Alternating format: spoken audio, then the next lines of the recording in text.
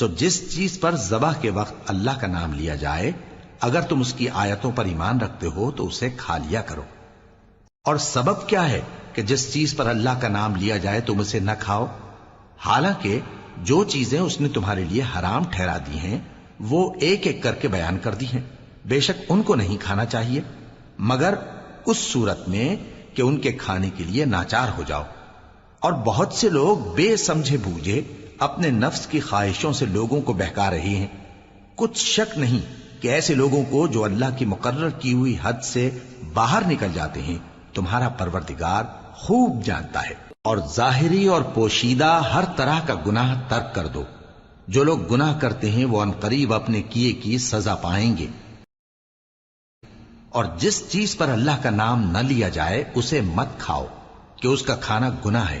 اور شیطان لوگ اپنے رفیقوں کے دلوں میں یہ بات ڈالتے ہیں کہ تم سے جھگڑا کریں، اور اگر تم لوگ ان کے کہے پر چلے تو بے شک تم بھی مشرک ہوئے۔